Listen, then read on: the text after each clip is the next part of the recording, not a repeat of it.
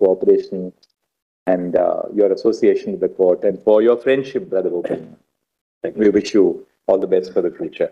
May I now request Justice Bopanna to... দর্শক, এই মুহূর্তের সবচেয়ে বড় খবর, 26,000 চাকরি বাতিল মামলায় শেষ রক্ষা হল না। মরিয়া মমতা, একুল ওকুল দুই কুলি গেল।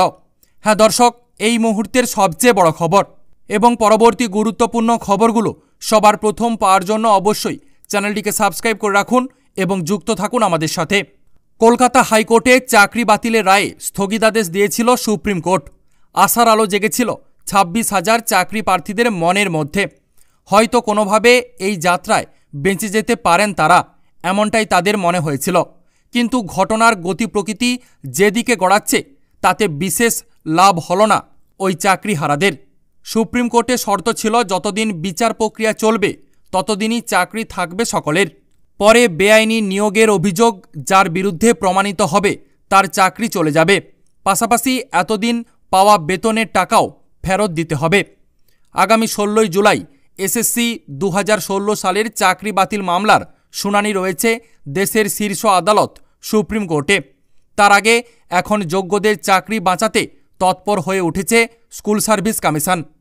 পর্ষদের সঙ্গে এসএসসির সুপারিশের যে তথ্যগত পার্থক্য রয়েছে তার ব্যাখ্যা দেওয়ার লক্ষ্যে জোর কদমে কাজ চালাচ্ছে এসএসসি। তথ্যগত গরমিলের ব্যাখ্যা নিয়ে এবার সুপ্রিম কোর্টে যাচ্ছে স্কুল সার্ভিস কমিশন বা এসএসসি। পর্ষদের নিয়োগ এবং এসএসসির সুপারিশের হিসেব মিলছে না বলেই এমন পদক্ষেপ বলে জানা যাচ্ছে। এই গরমিল তথ্য কলকাতা হাইকোর্টেও আলোচনার বিষয় হয়ে দাঁড়িয়েছিল। এবার তারই ব্যাখ্যা দিতে সুপ্রিম কোর্টে যাচ্ছে এসএসসি।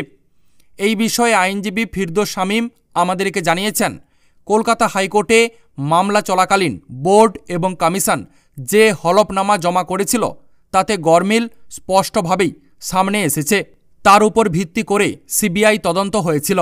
এবার সুপ্রিম কোর্টে তারা যে তথ্য পেশ করতে চলেছে তার যদি পূর্বের দেওয়া তথ্যের সঙ্গে না মেলে সেক্ষেত্রেও আদালত সিদ্ধান্ত নেবে। নিয়োগে দুর্নীতির অভিযোগে মে মাসে এসএসসি 2016 সালের গোটা প্যানেল বাতিল করেছিল কলকাতা হাইকোর্ট। আদালতের এই রায়ে চাকরি হারান প্রায় 26,000 চাকরি প্রাপক। পরে সেই রায়কে চ্যালেঞ্জ করে সুপ্রিম কোর্টে যায় রাজ্য। সর্বোচ্চ আদালত কলকাতা হাইকোর্টের নির্দেশের ওপরে 16 জুলাই পর্যন্ত স্থগিতাদেশ দিয়ে দেয়। এখনও সুপ্রিম কোর্টে ঝুলছে সেই এসএসসি মামলা। এরই মাঝে সামনে এলো এমনই বিরাট খবর।